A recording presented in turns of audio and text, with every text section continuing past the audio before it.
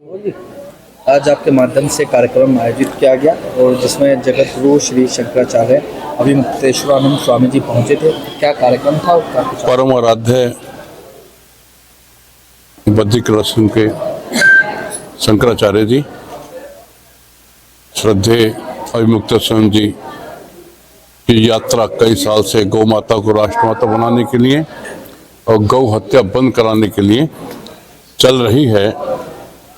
उसी कड़ी में आज यहाँ भी गाजियाबाद में हमें अवसर मिला उनका दर्शन करने के लिए और 17 तारीख को नई दिल्ली रामलीला मैदान के अंदर जो गौ प्रतिष्ठा के लिए कार्यक्रम रखा गया है सुबह से शाम तक, कि जो भी राजनीतिक पार्टियां हैं उस दिन निर्णय लेके बताएं कि वो गौ हत्या करना चाहती है, गौ हत्या बंद कराना चाहती हैं।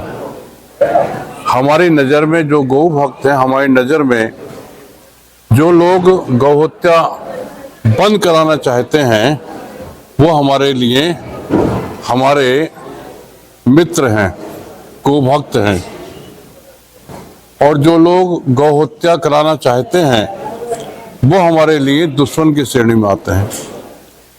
तो ये सिद्ध हो जाए कि गौ माता को राष्ट्रमाता कौन बनाना चाहता है। आप जानते हैं कि 1966 में जब कांग्रेस की सरकार थी,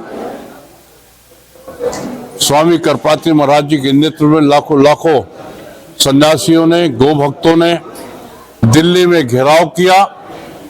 क्यों घेराव किया? क्योंकि कांग्रेस सरकार ने सत्ता में आने के पहले घोषणा की थी, खास तौर से गांधी जी ने कहा था कि जब भी हमें सत्ता प्राप्त होगी हम कलम की पहली नोक से इस धरती से गौ हत्या का पाप समाप्त कर देंगे। तो करपात्री महाराज जी, जो इंदिरा गांधी प्रधानमंत्री थी, उनसे मिलने के लिए गए थे कि आपने ये घोषणा की थी आपकी पार्टी ने, तो उन्होंने कहा था ठीक है, हमें इतना समय दीजिए और हम गौ हत्या पे बंदी लगाएंगे। लेकिन उन्होंने नहीं लगाया, तो मजबूर होकर 7 नवंबर 1966 को करपात्री महाराज जी के नेतृत्व में लाखों गौ भक्तों ने, संतों ने वहां पर घेराव किया। नतीजा यह निकला कि वहां पर हमारे हजारों संतों पर गोली चला के मार दिया गया। और उस समय हमें कहा गया कि ये जनसंघी हैं, ये आरएसएस के हैं। उसके बाद उत्तर प्रदेश की, जहां तक मैं तो केवल उत्तर प्रदेश की बात करूंगा, जितनी भी सरकार आई केंद्र में या उत्तर प्रदेश में, हम बराबर धरना प्रदर्शन करते रहे। सपा के सरकार के समय भी, जब सपा की सरकार थी तो रामपुर के नवाब साहब बीच में आ जाते थे और गौ हत्या पे कभी रोक लगी नहीं।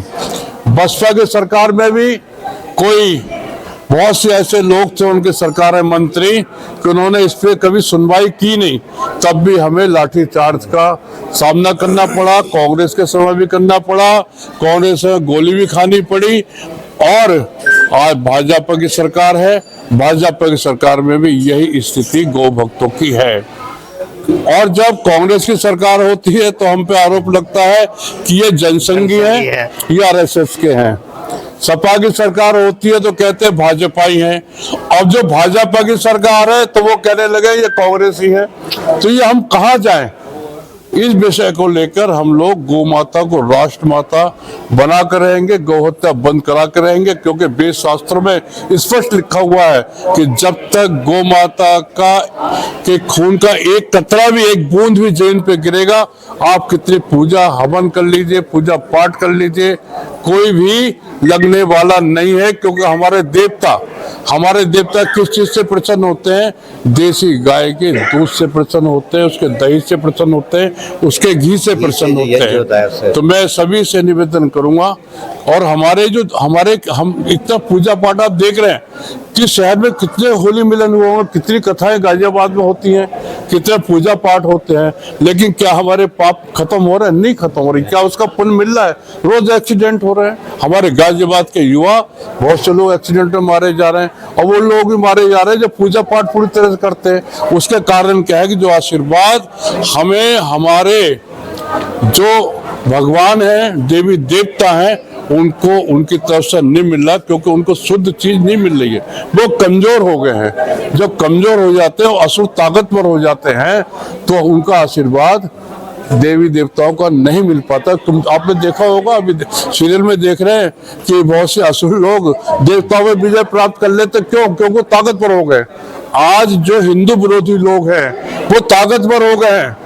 जहां भी हिंदू अल्पमत में है, जहां भी हिंदू विरोधी 30% है, हिंदू दब रहा है।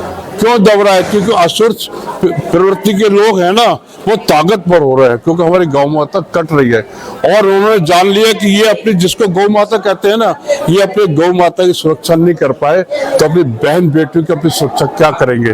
तो जिस दिन अपनी गौ माता की सुरक्षा करेंगे, जिस दिन बहन बेटियों की सुरक्षा करेंगे, जिस दिन बहन बेटियों की अपमान का बदला लेंगे, गौ माता की हत्या का बदला लेंगे, उस दिन हम निश्चित रूप से मजबूत होंगे। और ये कलंक हम हिंदुस्तान से मिटा कर रहेंगे। जो कलंक गौ माता की हत्या का हिंदुस्तान पर लगा हुआ है, तो गौ माता को राष्ट्रमाता बनाया जाए, इसी के लिए हम काम करेंगे। धन्यवाद, सबको प्रणाम करता हूँ। सब लोगों से निवेदन करता हूँ, 17 तारीख को सुबह 9 बजे या 10 बजे रामलीला ग्राउंड नई दिल्ली अवश्य जाएं। ये आपकी अस्मिता का सवाल है, आपके मान सम्मान की बात है। अगर आप ज्यादा लोग नहीं गए तो ये भी सरकार सोचेगी ये कम लोग हैं। और जबकि हमारे शंकराचार्य ने कहा है कि मुझे भीड़ की आवश्यकता नहीं है। मैं 120 करोड़ हिंदुओं का, सनातन धर्मियों को, लोगों का नेतृत्व करता हूं। वो हमारी तरफ से जाएंगे, लेकिन हमारा फर्ज बनता है कि हमारे शंकराचार्य जो पैदल यात्रा कर रहे हैं, अभी पूरे हिंदुस्तान का दौरा, 36 स्टेट का दौरा करके आए हैं। उसमें मैं भी 15वें स्टेट में गया हूं। पैदल भी चले हैं, कांटे भी लगे हैं। वृंदावन से दिल्ली तक त्यागी जी हमारे साथ थे, उनके बिल्कुल खून निकल रहे थे पूरी तरह से।